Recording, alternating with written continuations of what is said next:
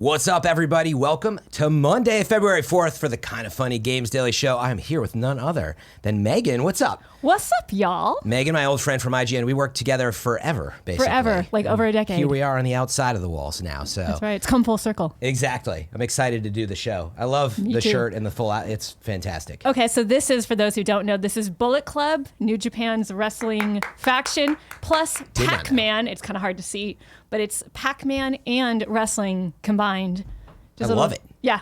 I thought it was neat. I didn't even ask before the show, but I love the shirt. Thank you. I got this at the opening of G1. That was New Japan's event here in San Francisco back in July. Dang. Yeah. Well, so for all your fashion tips, head over to Megan _IGN is your Twitter. Yes. Yes. Okay, so first let's get to a little bit of housekeeping and the plugs. You can always catch us, of course, live on Twitch TV /KindofFunnyGames. But more importantly, if we get anything wrong today, and trust me, I will, I need your help, correct us at kindoffunny.com/you're wrong. You can watch us later on youtube.com /KindofFunnyGames and listen later on podcast services around the globe. But more importantly, you can support us. Head over to patreon.com /KindofFunnyGames, and you can also be a part of the show there and submit some of your questions. A little housekeeping. Kind of Funny has announced the up-and-coming Kind of Funny Best Friends. Those of you who are content creators, we're looking for the community to send in your picks. You can send that in to kindoffunny.com /up-and-comer for a chance at working out here for a week, getting the full suite of training here. That is really cool. Yeah. Get on that, you guys. I know you're very creative. I've seen some of your stuff. I mean, Megan, you've been through the ringer at IGN. There's like a lot of little things in terms of reporting and producing and everything, right? Oh yeah, there's lots of channels to be super creative. So I mean, doing that on Kind of Funny for a week, that's big. It's exciting. So again, make sure to head over to kindoffunny.com /up-and-comer for the chance at working out here for a week. Special thanks to our big additional support from the Patreon producers, Trevor Starkey, David Meintel, Panzer, and Jeremy Golden. Thank you. That's it. I love the energy, Kevin. We're bringing it today. Also brought to the show is brought to us today by Brooklinen and Headspace, but I'll talk more about our sponsors later. Now, of course, it is time to get into what is and forever will be the Roper Report. It's time for some news. Bringing that 70s club vibe. All right, we got 4 stories. So, Baker's dozen! I always forget that. No, you fine. You did fine. You did fine. I have to yell. This is my second time in the hosting chair, so, you know, kindoffunny.com /you're wrong. All right, so let's start with what everybody has been talking about this week. I'm sure everybody in chat's already talking about it. Yes. Play Apex. You can actually head over on Twitch, but don't leave the show. But you can leave it open on the side. They are streaming gameplay footage from what is Respawn's new Battle Royale game. What? I am limited from talking about it because I've actually seen it and played it on behalf of Kind of Funny. He got to play it, lucky dog. Yeah, so I can't tell you more than it's... Friend DA. Friend DA. Here's the scoop, everybody. Yeah! I can't tell you, but it will be very soon at noon. They are doing, I think, the full reveal. But it's pretty exciting. A Battle Royale game from, really what the team at Respawn has roots in Modern Warfare. Obviously, Titanfall 1 and 2. So it's called Apex Legends. You'll notice that Titanfall is not in the name. Right. But Megan, did you ever get into the Titanfall games or Modern Warfare? Are you into shooters at all? I mean, I'm into shooters. I'm just... Those particular ones I didn't play a lot of, but I'm interested in this. I like Battle Royale games. I like Fortnite. You do like Fortnite? I do. I hide in the bushes and then I win entire games that way. I just hide. You just hide in the bushes? I hide in the bushes. That's what I do. That's how I win Fortnite Battle Royale, y'all. Bro. Yeah, I don't think that works anymore, by the way. So I don't know. Yeah. I think that's a challenge. I'm gonna try it when I get home. It is. Okay, you can go hide in the bushes. But I'm really excited about this announcement. There've been a lot of Battle Royale games out there. Yeah, there's a few. But what I would say is studios the caliber of folks like Respawn, who are now part of EA, but bring an amazing pedigree. Blackout was one of the first big AAA titles. Love it or hate it, same as Fortnite. So again, I'm excited to see and show you what they've brought to the table without really saying too much. But I think it's going to be a big announcement. And just stay tuned, because by the time you watch this, it'll be live. It looks very different from Fortnite. Let's just put it that way. But it looks very cool. Yeah, little. They've been showing the world footage, and if you keep an eye on it, you'll actually see some like legends show up. Those are like the heroes. So from that, I'm getting kind of like an Overwatch vibe almost. But meanwhile, the world it's like the Titanfall world, it looks like. Right. So that's as much as I can really say on that one. I was gonna. Am I allowed to ask if it's in this same universe? I mean, I don't know that they've confirmed nor denied any of that. It looks like it. Okay, I thought I read a rumor about that, so maybe they'll reveal more. I think there later. has been rumors about all that stuff. Interesting. Well, we'll find The out. answer. Of course, I know the answer. He knows the. I'm trying. You notice I'm trying to. I mean, I got fish. to talk to the developer, so I got to. That's actually where it's tough to report on. There's been a ton of rumors over the weekend of what's going to happen, but look, we're an hour or so away from it, so get excited. But I want to know now. I definitely am. So, Can you talk about if you liked it or not? you know what? I did see people saying that they thought it was good. Now, I don't think we're supposed to say that, but I don't think they're going to be upset that I was So you're impressed. saying you thought it was good. Here's what I will say. I was you thought impressed. the story was great. Is that With what what you're trying to imply? I was impressed with what I saw, and I'm really excited for people to see it. But there are a lot of questions to be answered, like any battle royale game. And we also have seen games go into beta. Like we're going to talk a little bit about. I think in Reader Mail we had a question about the Anthem beta. I got thoughts. Yeah, but you see what can happen when you launch a big game live. So If I'm a person that likes being in a robot, yeah, is this something I'm going to enjoy? I can neither confirm nor deny that. We all saw the way you say that, though, so that's good. Did I do? It was in my eyes. Yeah. What's something with Wonder. the mustache? Just so The thick. mustache. I'm like trying to peer. I'm trying to like side eyeing Fran. Like, trying to figure But out. I'm pretty excited about it. I'm trying to keep an eye on, by the way, occasionally on Twitch chat. Yeah, we're calling it a Fran DA, they're saying. Shabe Raven in chat is calling it a Fran DA. I like it. Okay, let's move on to our next story. Microsoft, this one, honestly, I read the headline, Megan. Microsoft expanding Xbox Live to Switch, iOS, and Android by Oscar Dayus over at GameSpot. When I read that, I was like, is this April Fool's yet? I was like, what? Yeah. What's it doing on Switch? So what? Yeah, Yeah. so there's more. Let me read through this. Malarkey! This comes way of some GDC news that's kind of getting out there. But again, Microsoft expanding Xbox Live to platforms like Switch, iOS, and Android. There's more to be confirmed here, though. This story, again, from GameSpot, Oscar Dayus. Microsoft plans to expand Xbox Live to other platforms, including Nintendo Switch and mobile. The company says bringing the network to more consoles will, quote, enable game developers to connect players between iOS, Android, and Switch, in addition to Xbox, and any game in the Microsoft Store on Windows PCs. The move was teased in a description for an upcoming session at GDC, where the plans will presumably be revealed in more detail. The session is titled Xbox Live, growing and engaging your community across iOS, Android, Switch, Xbox, and PC. And it will include details on the expansion, which Microsoft says will take Xbox Live to, quote, over 2 billion devices with the release of our new cross-platform Xbox development kit. The description continues, quote, Xbox Live players are highly engaged and active on Xbox and PC, but now they can take their gaming achievement history, their friends list, their clubs, and more with them to almost every screen, end quote. Further details are scant at the present, but we'll learn more during GDC, which takes place from March 18th to 22nd. Before I go on this, what do you think this means? How do you read into this so far? I'm trying to figure it out because I had the same reaction you did, which was, what is Xbox Live doing on my Switch? But I think it's just to get Xbox more visible on other platforms. Like, look at these cool trophies, look at these cool games I'm playing. It's kind of like a way to advertise it. And because there is crossplay with things like I brought up earlier, Fortnite, maybe it's a way of sort of luring people into the Xbox community. Yeah, I mean, so again, I'm watching in Twitch chat if you all have any thoughts. When I read it, obviously it's very obvious that PlayStation, I know, very redundant. PlayStation is missing from that list. But you like that, Kevin? I did. But PlayStation's missing from the list, of course. We would expect that. But Nintendo Switch being on there is kind of what threw me for the loop. So it seems like they are perhaps talking in partnership with Nintendo about what they can do there and opening up that platform, iOS and Android. But Right. PlayStation's not going to do that. But Nintendo's open to it, seemingly. Again, we don't know all the details. But here's what I think. Yeah, looks like it's kind of like, call it, I don't know if it is like, say, the Netflix of streaming service type approaches, but I think it has something to do with moving towards, if you remember, xCloud is their next generation cloud platform. Right. I'm not saying that's what's going to like come out of the gate, but I think this development kit is meant to probably on a web service or cloud service, unite what you already have on Xbox and just imagine that store showing up in the same way that the Epic store shows up on your PC if you download that client, right. that you'll be able to kind of take some of that to those devices.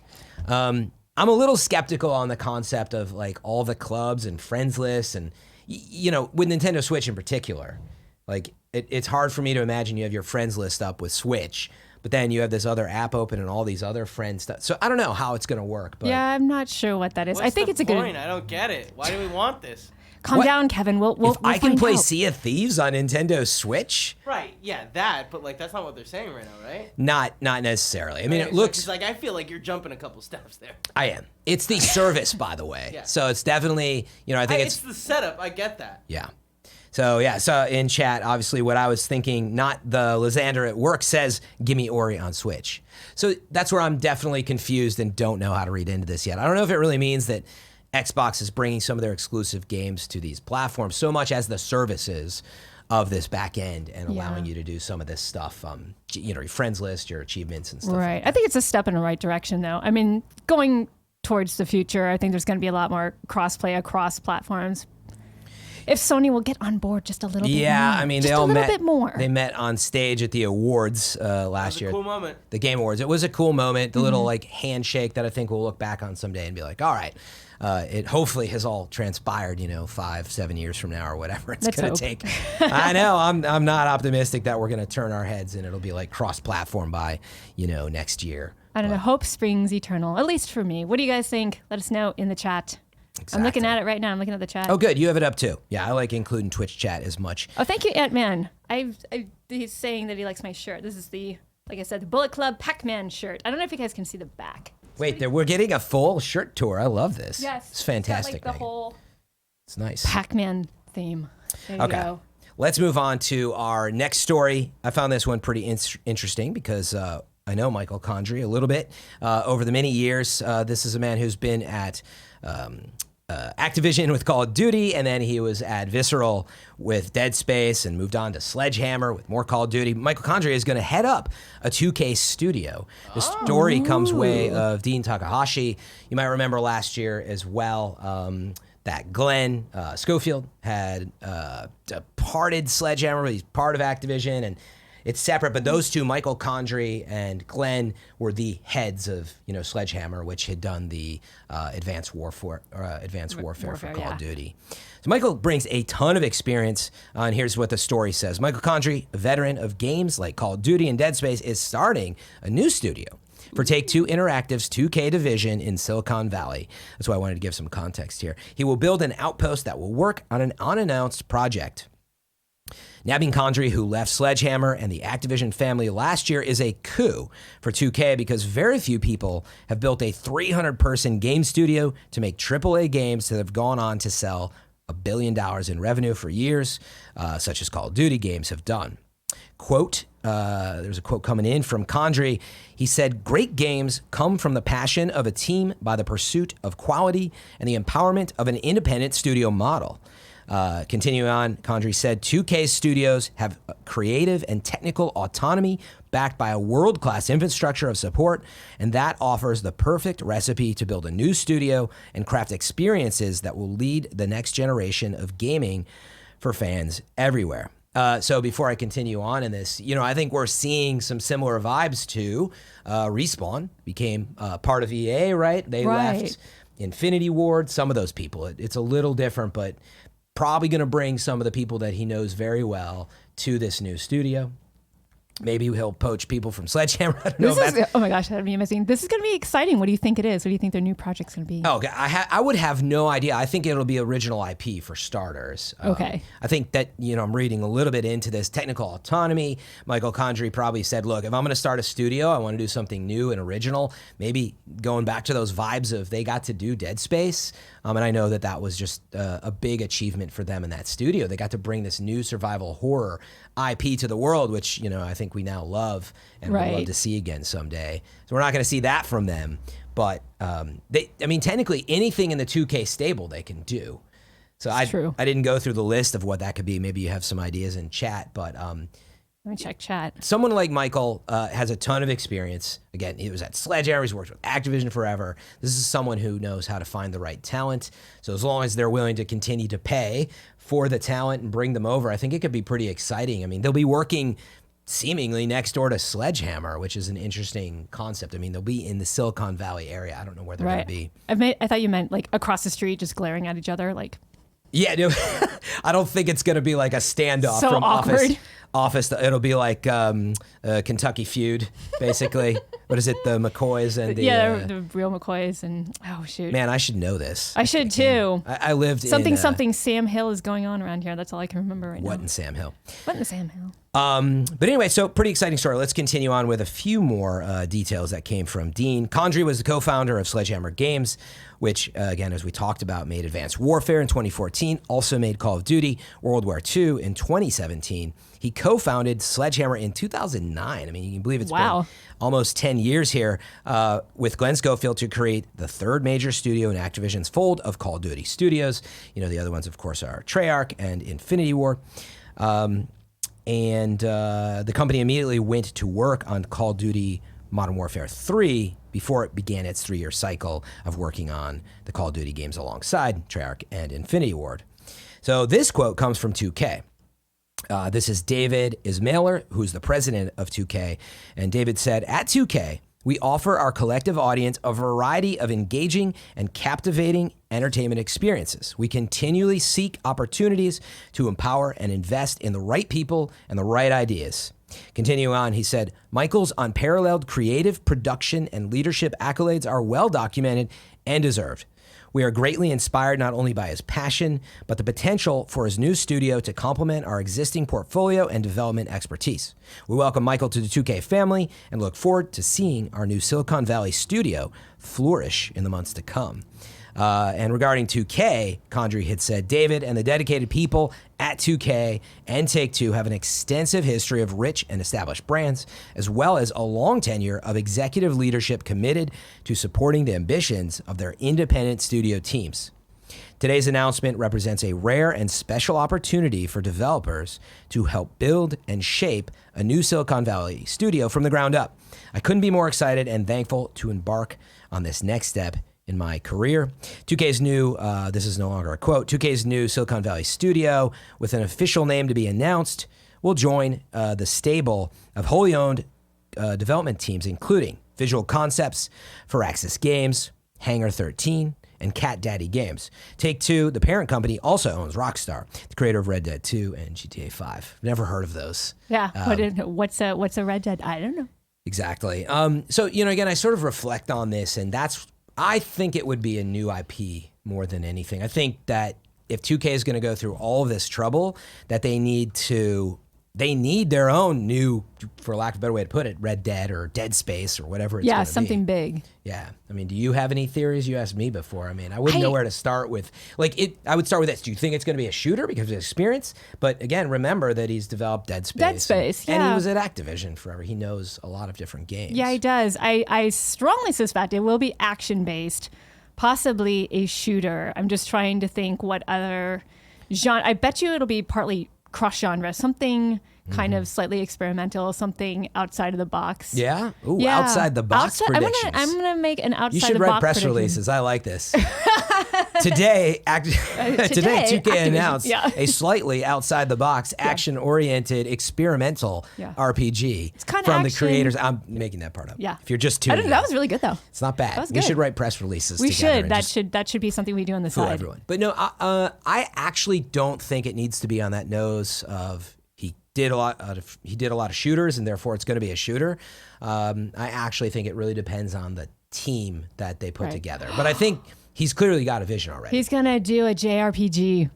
There it is. That's what he's gonna do a Kingdom Hearts spin-off. Oh my goodness. I love the theories. But yeah, so I do think it's going to be something wholly original and new. That would be my first guess. But I know that when he sat down at the table with 2K, it's very unlikely that they said, look, Can you just build a studio and let's figure out later what you want to make? Yeah. I'm sure he brought to the table Something original. like several ideas, and who knows what that is, but I'm pretty excited to see what that is. I don't think they want to do like a clone of something they've already done. Instead of Dead Space, it's like, Dead Living Air. space. Yeah, limited space. Who knows? But I'm pretty excited to see what he has to offer. And again, I think this is a big move for 2K. It's a big move for him. So it's not, we hear announcements like this a lot, that there's a new studio or a new thing happening out there. But this is a big investment. I can't imagine how much this costs, but there's a new studio location. The fact that he didn't have to like go inside some other office, this is a big deal. Again, a huge similar deal, to actually. Respawn, Yeah. who's down, I think, by Burbank and everything. So Kevin's looking at me. I would be down for a Dead Space clone. You just want a Dead Space clone. Yeah, just give be me- like, give screw me it. Dead Space. Yeah. You don't want anything original. No. I missed Dead Space 1 and 2. I agree with you. I mean, you bring up an interesting point, though, Kevin. Like, I'm talking about space. I'm talking about Respawn, and it's not that they made a clone of Modern Warfare, but they sure as heck brought a lot of that experience into Titanfall, and they gave it a twist. I mean, that would honestly be unexpected for them to say, Condrey's like, you know what? I've been wanting to redo Dead Space and whatever. You guys do it, but now I'm going to put together the team. I'm going to put this little twist on it. Maybe it's a games as a service, Dead Space, royale. It's a farming keyword, simulator. buzzword. No, I lost you there. Just stick with the like normal formula, Kevin. Don't screw it up. He's shaking his, yeah, don't screw it up. Do anything like that. I want it to be Stardew Valley, but with like a Dead Space twist. Yes, that would be interesting. Yeah. Stardew Valley with a Dead Space. That's horrifying. Is it animated? Like, look, Like, yeah, I is that think it should be. cartoony look? It just looks really cute, but it's actually really disturbing. Yeah. Parker Petrov in the Twitch chat says, clearly, they're bringing back NFL 2K. Well, remember that they have Visceral is still part of the studio. Wow. Yeah, exactly. So Visceral's That's still actually out there. not a bad guess. Yeah, I don't think that'll happen, but they already have Visceral, who I think works on NBA 2K stuff now with the team. So Did you watch the sports games over the weekend? Did you watch? I'm not a Super Bowl guy. You're I not was a playing Super the Bowl guy? Anthem demo all weekend. I was trying. You were having trouble? Yeah. So there's a question later. Okay. So we'll save that. We'll the save that. Anthem commentary. Yes. But the open demo was this weekend, which was pretty exciting. Yes. We're getting another shout out to NFL 2K from Ant-Man in chat. All right, let's move on to the next story, which I'm pretty excited about. It's a little bit of a preview, but there's a story in here that I kind of pulled out. I'm excited about this one. Division 2. Yes. The embargo was up today. Folks even here at Kind of Funny had got to go check it out. I don't think anybody in the office got to do it, right? I'm so jealous. See, we gotta hold down the fort, right? It was just Greg. You want to call him? It's just Greg. We should just do it. call We both Greg. have our Do it. phones. He loves that Can sort I? of thing. He's probably watching Do it. right now. Can we Text call him. Greg? Yeah. Okay, let me I try don't to know how call phones Greg. work in Canada, but I'm gonna. He's probably gonna be so mad. He's like, I'm on vacation. I love leave me this, alone." Kevin. I forgot he always does this to me. So let's see if he answers. I really hope this works. I really hope this works. Let's see, Greg, you better answer. Wait, You sure he played? So it's up. It's up, right? Now, Yeah, it's right? up. He'll know. Hold on. Hello? Greg Miller, it's Fran Mirabella on Kind of Funny Games Daily. How you doing? I'm good, Fran. How are you? I'm pretty well. You got a second, Greg? Of course, anything for you. Okay, so I'm here with Megan, and there's a division. Yeah, he says hello. What's up? So the Division 2 Oh, I'm embargo's here up too. today. Kevin's here, Barrett's here. We all miss you. So Division 2 embargo's up today, and we realized nobody in the office played it, but you played it, right, Greg? You got dang right, I did. Okay, so I'm about to read through this story by way of GameSpot, but I knew you played it, so I thought I'd check in with you. Their headline is Division 2 has a big surprise for the Endgame. I don't know if that context makes sense, but in general, Greg, I know you're a big Division fan. General thoughts, where are you at with it right now? Can't wait. It's more division. It's exactly what I want. A new setting, new things to go get. You know how much fun we had playing. Oh my God. The I Dark definitely Zone. love Those it. vibes running around, playing around this. I didn't even get into the Dark Zone on this, right? What they did is they let us play from the beginning of the game. So we got into the early content, ran around. I got to run out into your new HQ. Did you read the whole thing? No. You haven't even read the article yet? Oh my gosh, so you got to read the article and see everything that's in there. But like, it feels more vertical, more lived in terms of the world you're running around in. The endgame stuff they're talking about is something we had kind of known about, right? Or Yeah. At least I think they're talking about with the ability to like pick your different classes. Like when you get there, like okay, cool, now you're like the destructor, you have like the grenade launcher, you have the sniper rifle, you have specializations that you're not locked into. You can switch between. Nice. So would you say it feels different than the improvements and stuff that they've made with the past games? Like, does it feel different or just more polished Division so far? It feels more polished Division. It was one of those things. I actually got there late because of Games Daily, and so I missed the intro. Jumped right on the sticks, and it totally felt natural and normal to me. Like, I was just running through playing. I understood what I was doing. You know, I was into my menus, selecting if I wanted to have my drone to toss out or if I wanted my little, like, turret that we all use and stuff like that. It felt familiar, but it felt polished, and it did feel fluid. You know what I mean? Like, it did feel like it was moving. I didn't run into, how sometimes you get those lengthy loads trying to walk into HQs. Oh my God, outside, and like, wait. I didn't run into that. I've ran into test servers and small things like that, but exactly. We kind of got definitely more of what I wanted. You know what I mean? And then the other, the big thing they talked about for Endgame content was the fact that, how like they had over the years patched in all the stuff to Division 2 to the original Division, right? To give you like, hey, here's this, here's that survival mode, and here's more of this stuff, and here's better clans. They made a big deal, and I think it is a good move that like all that's there from day one. So like when you get this game, you're gonna have so much content to run through and do. Like they called it a smorgasbord. A smorgasbord. I love that. Yeah, that's what I'm excited about. Is they have been evolving this for years now. This is a full sequel, and I think it's just gonna have so much content. So. I'm excited to play and get out there. Remember, you're playing with me on PlayStation 4. Definitely. You're not playing. You're not going to screw me. Kevin says on him. PC garbage. Yeah. Don't give me that. How dare you slander the PC, good sir? All right. Well, I'm sorry to bother you on your vacation, but one more important question: have you got any poutine up there yet? Yeah. I got poutine up here. Come on now. Come on. You can check the stories on the Instagram. You'll be seeing that poutine. Check. I was running through while you were talking. I was looking at my inbox to make sure I didn't screw anything up, or I don't see any embargo notes. So I think I'm okay to say that. Oh, no. Maybe I shouldn't. Read the GameSpot article and see. Hold on. I can do this. Wait, tell me. Should I put you off speakerphone and you tell me what you're going to say?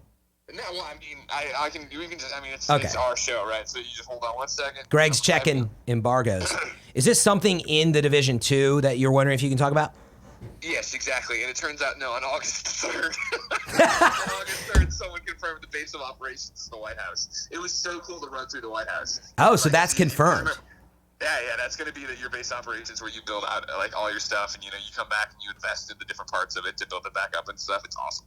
Wow, that's awesome. I had no idea that's what it was. That's why at the preview event they set that whole setup to look like the podium at the White House and all that, right? Exactly. Yeah. We were driving home with that and that. And then, so this is another thing that they did there when we went downstairs for it.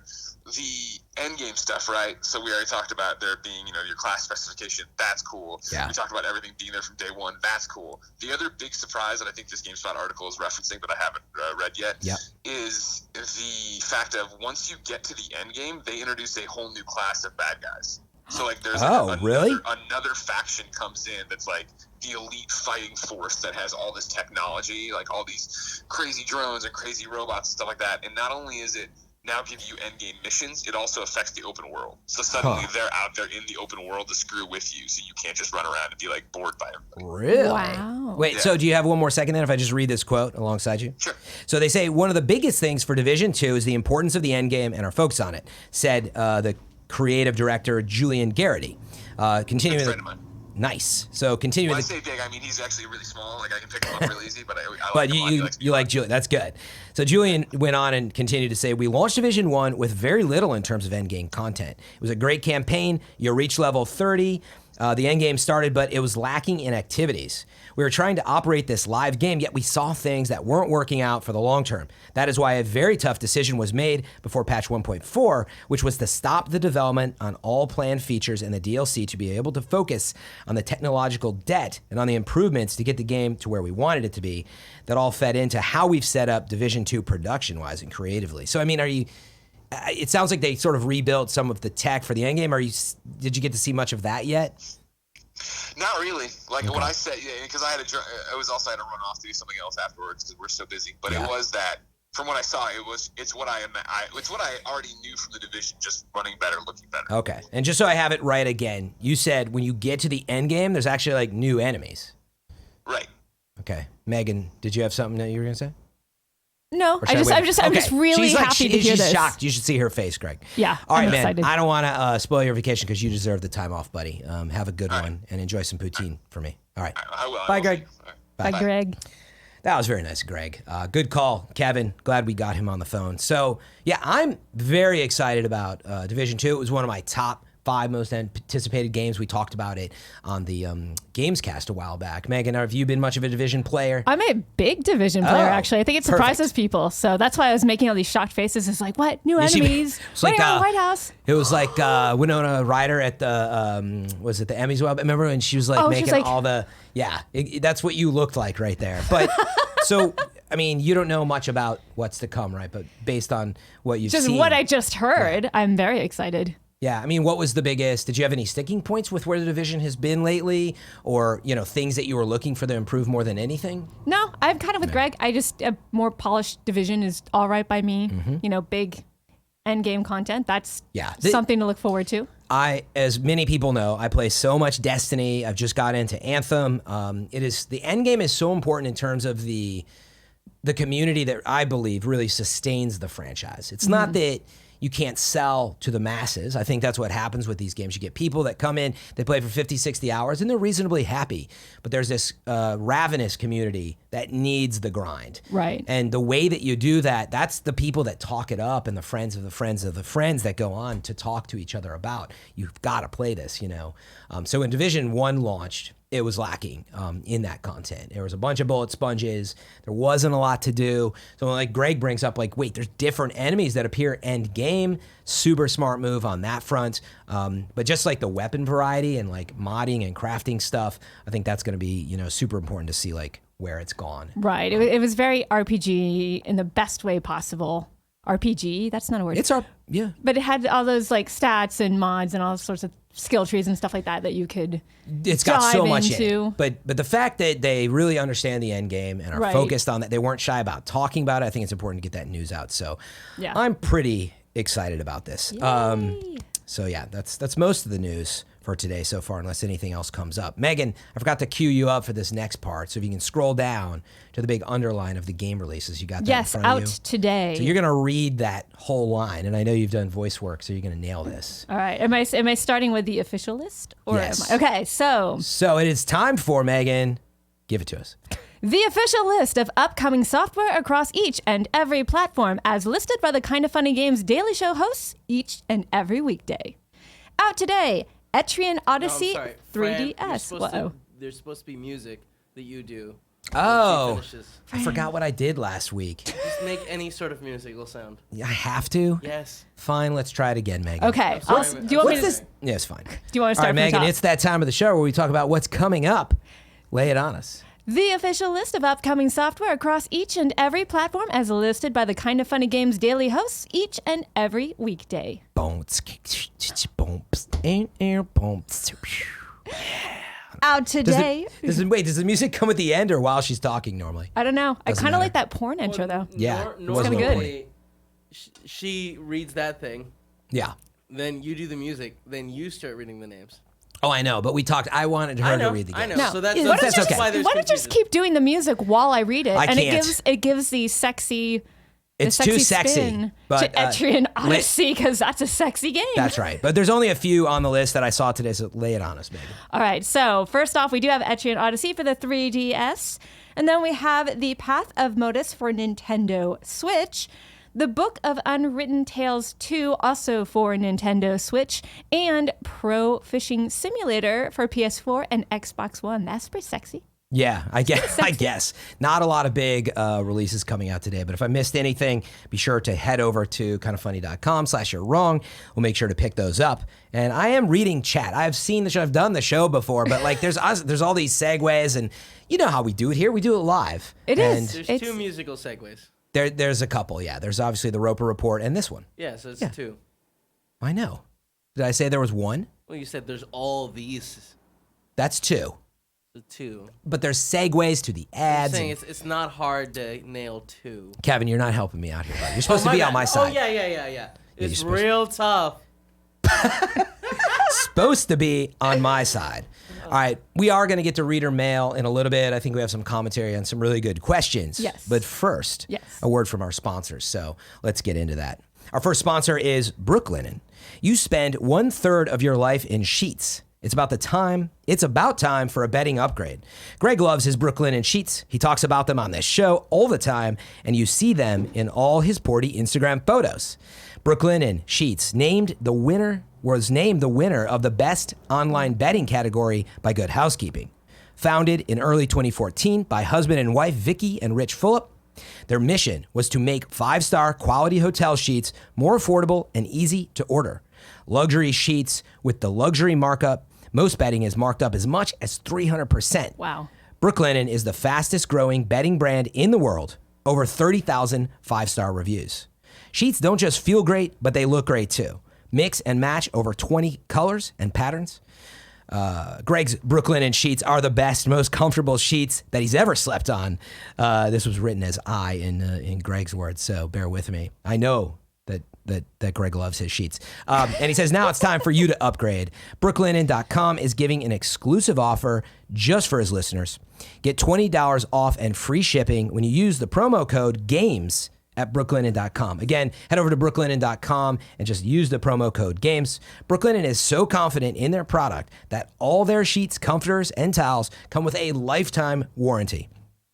The only way to get $20 off and free shipping is to use the promo code GAMES, that's plural, GAMES, at Brooklinen.com. Again, that's BROOKLINEN.com. Brooklinen.com with the promo code GAMES. Brooklinen, these are really the best sheets ever. Yay. Yeah. Can I do Headspace? I want a pair of those, actually. I do. I'm getting sleepy just thinking about it. I know. I need new sheets. This is great. Promo code GAMES, Megan. All right, let's move on to our next sponsor, which is Headspace. Yeah, it's fine. Headspace is your guide to health and happiness. In fact, just 10 days of Headspace has been proven to reduce stress and increase happiness. It will teach you the life-changing skills of meditation and mindfulness in just a few minutes a day.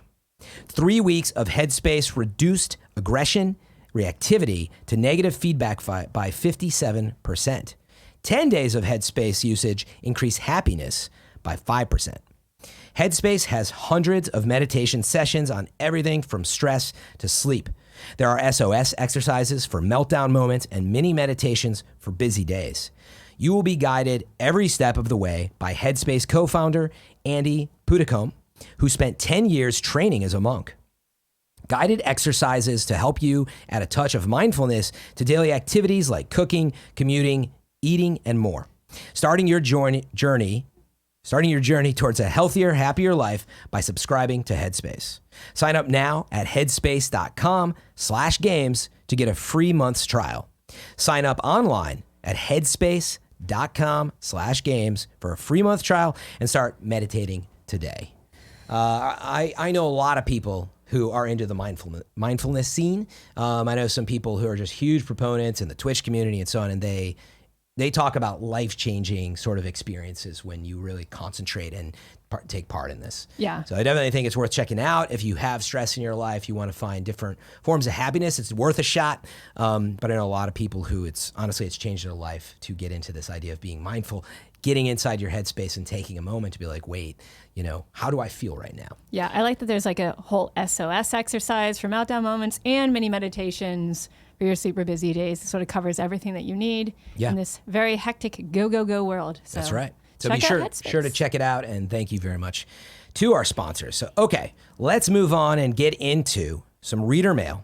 We're going to cover Anthem to start things off, and I want to have a pretty big chat about this one because I'm excited about Anthem. I know it sounds like you are, but let's get into it. The first question came from Parker Petrov and says, "Hello, Fran and Megan. Last weekend, the falters EA had during the Anthem VIP demo weekend was major news. However, this weekend, the open demo opened to everyone, and they had no major issues, yet no reports or articles on how they seemingly fixed the problems. If games media is going to report when things are wrong, is it not only fair to report when they get it right? As if someone is only casually following the news, for all they know, Anthem is still broke." Sort of suggesting that if you only follow this major news, you might think, oh, it's totally broken. That's what people buy into. Peter Parker Petrov went on to say, how do gaming media outlets balance what is and isn't news? What responsibility do you feel that an outlet has to report an update to the state of a game they've previously reported? So, I think there's a certain viewpoint on who did and didn't cover this. But what do you think of the question in general? Does the media do a bad job of this, of balancing it out? Do they only report on the negative stuff? Or do you think that they actually do? And maybe Peter Parker here is really broken. Missed it. Last week. It was, and I have a lot to say about it. But this question first is on reporting the news. Do you think that the media in general, assuming it's talking about us and GameSpot and IGN, Kotaku, it's easier to report on the negative stuff? Do we do a good job of balancing it out? Well, I mean, are you going to click on an article that says everything is fine in the Anthem demo, or are you going to click on like what's going on with the Anthem demo? Is this worth my time? How do I get around issues, et cetera, et cetera? I know what he's asking, but I'm kind of like, you have to think of it from the news point of view, which is people don't click on everything is fine. Yeah. So I've been doing this for 2 decades, basically. Obviously, I moved on to do more running the video stuff at IGN, but news is in my blood. I've had to deal with balancing this stuff out. I think absolutely your commentary is right, Parker. If you're going to go out there and be like, the VIP demo was completely broken, it failed expectations. I played the private demo, which was awesome, and you pulled the wool over my eyes, and then you launched this demo, and it doesn't work. I'm sitting in the menus, right? That could be one version of the editorial that I move out with. As soon as they bring that next update, I would say on day one, you should be on the hook for going back and updating that article. That article shouldn't just sit there unupdated. So I don't actually know if folks did or did not update the article. I think it's easy to forget in this fast-paced world that you just move on to the next story. Right. And to your point, open demo is working better. I don't know if that's the right headline. Also, I had issues with the servers this weekend. So there could be that it's not entirely fixed. I don't think it sounds like it was bad, really bad before. Some people didn't have as much trouble, but I did struggle. So to be fair to news outlets, I think there are still a little bit of jankiness issues, and maybe that's why they didn't update and be like, everything is A-okay now. But to be truth be told, I don't know who did and didn't cover the updates. I think the question is valid, and we have to be very careful as the media to make sure to cover this stuff, because we are informing purchases, or people are sitting on their pre-orders. I knew a lot of people who are terrified because of the way that the VIP demo was. Mm-hmm. Now, the open demo worked better, but I can tell you I had numerous, end mission crashes. I still had load-in issues, but not nearly. I mean, it was like rubber banding and broken in the VIP demo. They made a ton of fixes for this one. And so one other thing, we can move into maybe talking a little bit about what we thought of the job that they did on the demo.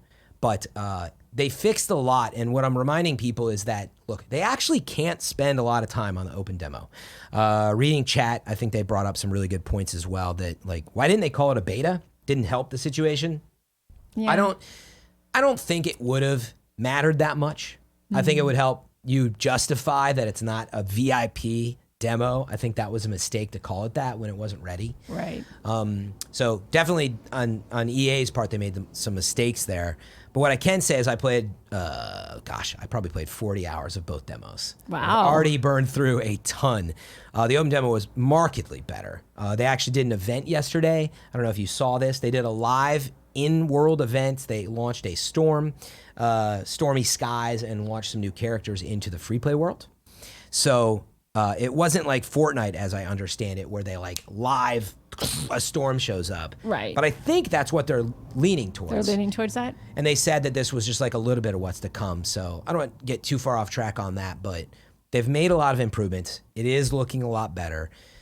But I'll just go back and remind what I said. You can't focus a ton on these demos, even though it informs your purchase, because there's a completely different final code base, right, that they're finishing the game. And I mean, you're pretty familiar with that, Megan. You've seen it.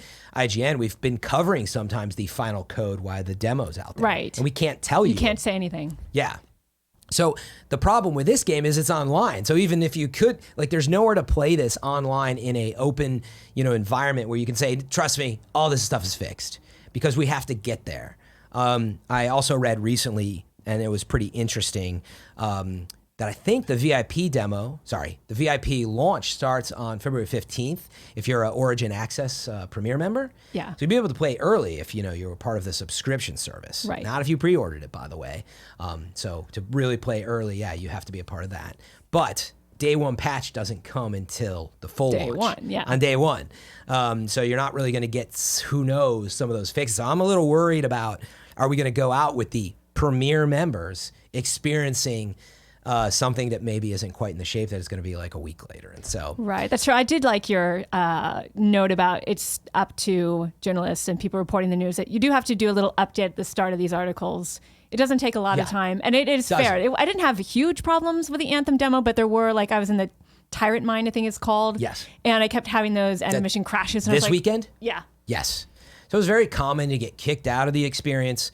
If you're in chat and if you're listening, if you're wondering, should I buy it? What I would say, if you're at that point and you haven't already pre-ordered it, wait. Yeah, like you can decide on day one. Another option is, I think it's part of the Origin service.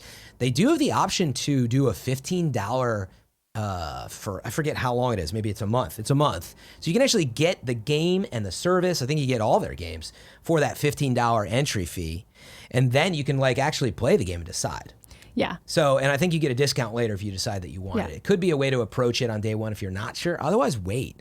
Wait and see if you're not in that big of a hurry. And to be fair, what I was able to play, I played 2 or 3 hours worth this weekend, and I had fun. Yeah, I think that the game has a ton of potential. There's a lot of questions about the Endgame. We were just talking about Division and how far they've come. They are now on a full-fledged sequel. They've had years of balancing. You heard from the creative director about choices that they're like, you know what?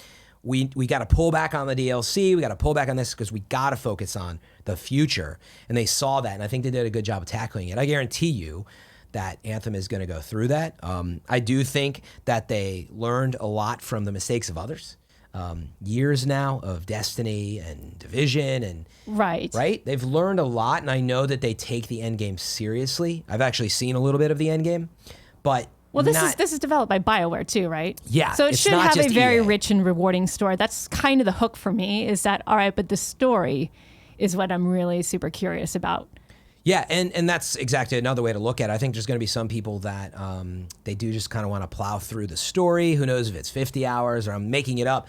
BioWare has been known to craft some pretty solid stories. There's the lead producer was talking about it on Twitter. There's a lot of stuff that's in the game story-wise. There's a lot of people to talk to in Fort Tarsis. So I think it's a beautiful world. I see the potential for falling in love with the world, but is there enough there to chew on, and does it work well? Right. It is still a big question. I mean, I was loading into the open demo, and I'm like, that's what I kept telling myself. I'm like, well, they can't focus on this too much because they're focusing on the final game. I had audio dropouts. Oh, I did too. Which was crazy. It really ruined the immersion of playing some of these levels. It happened during a live stream I was doing, and I was like, people can still hear me. What happened to the game? So I went into settings. I was like, all right, what did I push? And I was like, no, the sound is just...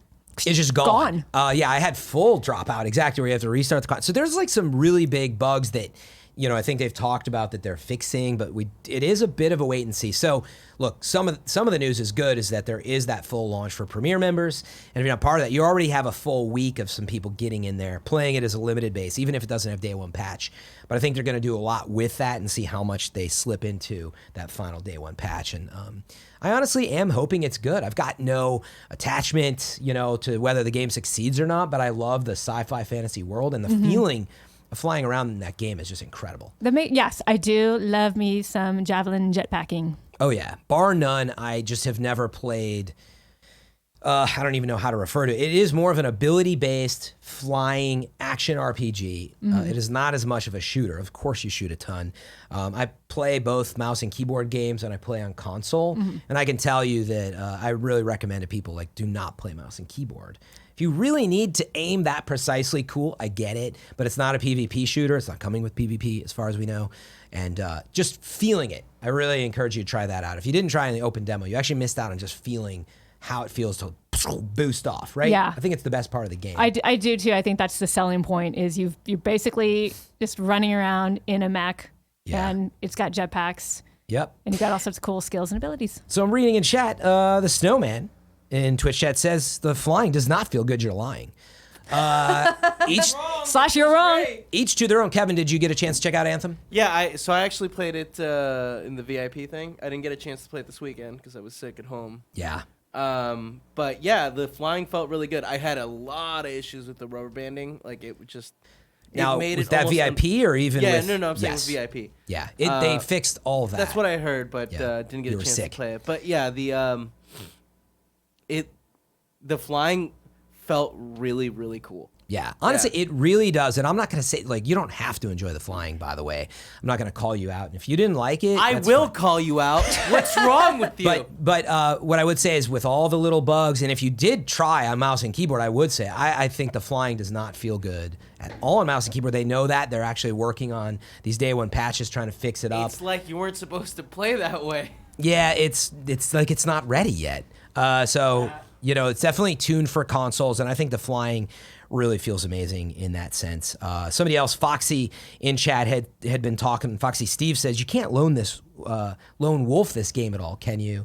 Megan, did you get to try much lone wolfing? I on actually your own? did do a little lone wolfing, and it is tough, but I lone wolf a lot of these types of games. Yeah. Like there are games like Borderlands, you're not really supposed to lone wolf, but I learned how to do it. So there was one quasi boss that I was taking on by myself. It was tough, Yep. but I got it on a live stream, so I got video proof that I was able to take that thing on. I did a lot of running and gunning. I ran around screaming and just picking away at it, but it works. Here's what I will say about it. I've tried that. I actually played Near Final Code on the private server as well. Now, granted, who knows what they did since I played it weeks ago, but it was a later version, and I went into a hard mode on my own. Granted, I was still like level 10 to 15, just like the demo. Right. I was kind of getting crushed, and it did not feel rewarding to play on my own. It felt like I did need to bring people in. It's a lot more fun playing with people, for and sure. honestly, there's combo setups in the game that you're going to be working together to get. Yeah. So you're right. It's a lot like Destiny in that sense. You can go into the world of Destiny and play on your own, but it's just not meant for that. And so there's a lot of matchmaking in it. And honestly, they're going to have a lot of work to do there. I think this is where a lot of folks are going to come in and expect a BioWare game and just they want to do the story and they're like, oh, I got to go to free play and I keep like this random isn't with me or who knows. Remains to be seen, but I do think it's going to be a challenge for them on that.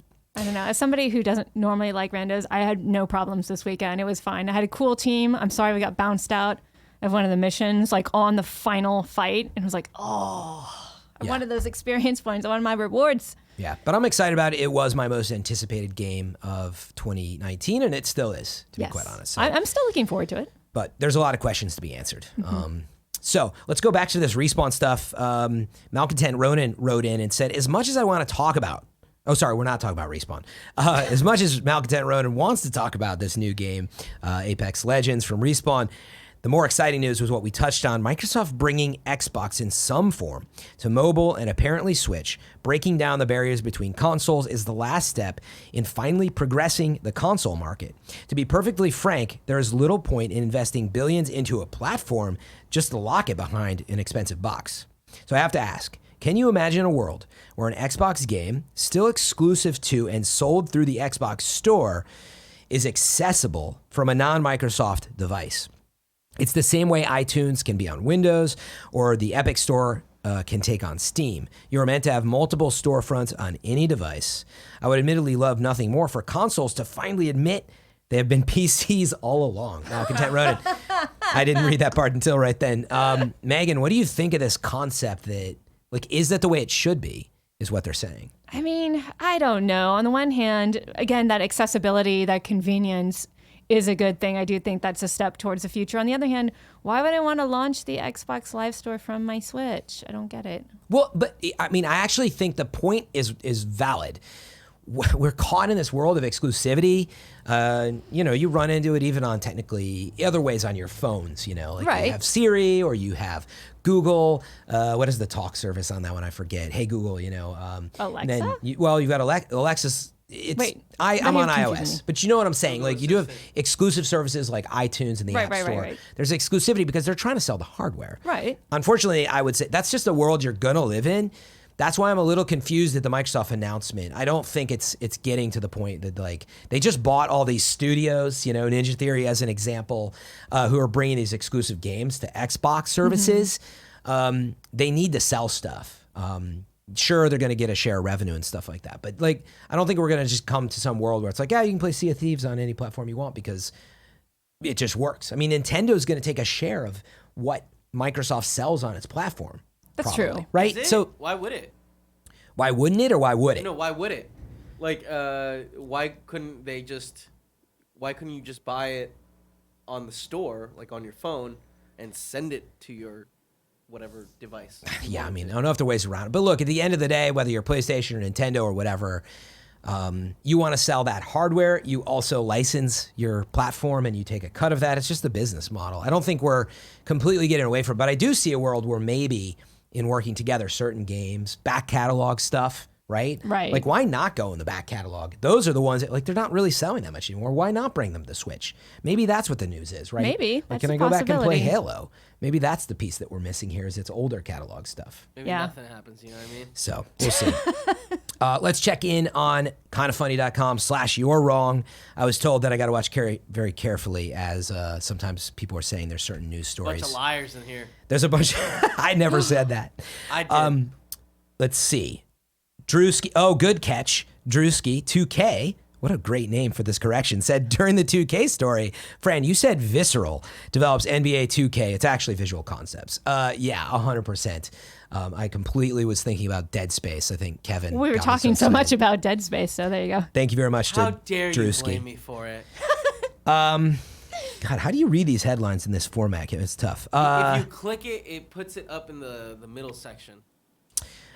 This is just a note from Ryan T. from Tennessee. He said, hey, host, a heads up on the headlines. Pear from IGN tweeted a while back that negative headlines had a huge uptick in readers compared to positive headlines. Yeah, I mean, that's a fact. So it's your fault. It's what Megan said. It's not a correction, but I wanted to bring it up.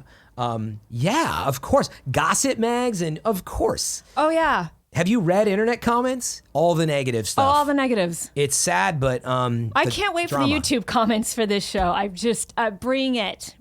Although actually, the best friends are really nice. Yeah. You guys are cool. Yep. Let's see. I don't think this is a correction entirely, but I do want to read it. I think it comes way of the nanobiologist said per EA's Anthem ways to play chart. Only EA Origin Premier subscribers, PC only, can play February 15th. Origin Access Basic PC and EA Access. We'll have to double check on that. Can't you be a subscriber and play on console? It's funny. It's a really good point. I'm so like in the PC world, it didn't even occur to me that like, can you play without the client, which of course is on PC? Right. Can you? Because you can't be a subscriber on those other platforms, can you? Maybe they're letting me know in That's a very good chat question. I don't know. Chat right now. To the rescue. Eberstar says that EA chart is BS. And Oh. I will say, people are just flat out confused at the rollout for Anthem. I would have a lot more to say on that, but I think they're splitting the market a little bit. Yeah. Yeah, we had another write-in on this as well. And I'm just double checking. Yeah, check the ways to play. EA does have a chart, and it's confusing. I think that's part of the problem here. Is there's so many ways to play this. So Yeah, I'm trying not to wade into it too much because I'm like, I don't want to say something wrong. Yep. / you're wrong. Kind of funny. Let's see. What else we got? Just double checking. Again, I was warned not to read everything in case there's something there. I think we forgot to talk about Squad Up, but that's because we didn't have any today. So make sure if you're out there, make sure to write in, or if I did miss it, I apologize, but in the form that I have, there wasn't anything today. So it's wide open for tomorrow. So make sure to get out there and check it out. Thanks everybody for participating today. Kid22 says Xbox has EA access, PS4 doesn't. So again, check your facts, check the ways to play for Anthem. There's a lot of different ways. And before I wrap things up, I just want to make sure. Kevin, did I miss anything? It's my second time hosting the show. No, I think you're nailing it. Thanks, We're all dude. proud of you. Yay, So good job, I'm trying, Fran. everybody. I'll tell you, the segues and everything, I still gotta make sure that I nail one note tomorrow. Maybe next time bring your laptop, you know? Nobody wants to see my giant laptop. They like love last the time. kids. They love your the big laptop. laptop. They love your laptop. It gives me like back All the problems. comments were like, "Oh, it's a great laptop." You missed it, Meg. It literally, the laptop No, was I like, saw it. I was it was watching like the show. up to here. It was like having. It was amazing. It's amazing. It was a great visual for the show. You definitely Great have to bring it visual. every time you host. I play with power. That has to be hashtag giant laptop. Yep. Fran top. That's right. Hashtag The Fran top. We'll work on that. Tomorrow is Tim and Snowbike Mike on the show. Whoa, Make sure to Mike. tune in for that. Whoa! Before we sign off, though, I want to make sure people know where to catch us. Megan, starting with you, where can people find you? You can find me on Twitter at MEGHAN_IGN. And you can find me on Instagram at Celtic_Queen_Meg. Celtic Queen Meg on Yes, Instagram. and I'm Celtic Meg and IGN on Queen Twitter. on the Twitch channel. I'll say hi. Yeah, also Celtic there you go. She's in _ chat Queen. on Twitch right now, Yeah, so make sure you I join am. us there sometime. Also on Twitch is your boy, FM3_. You can find me today, probably talking a lot about this Respawn news. So again, I can't say much, but more on that. Please think about supporting us on these other platforms, twitch.tv/FM3, coward. and Megan on the many places. What? How's that being a coward? Oh, coward. All right, we're done with today's show. Kevin, what is up next? Internet Explorers. Internet Explorers is Woo. up next, so get excited. Stay with us. And Megan, it has been a pleasure seeing you. Been a pleasure. We'll catch you all next time. All right. Good game. Good game. See you later, guys.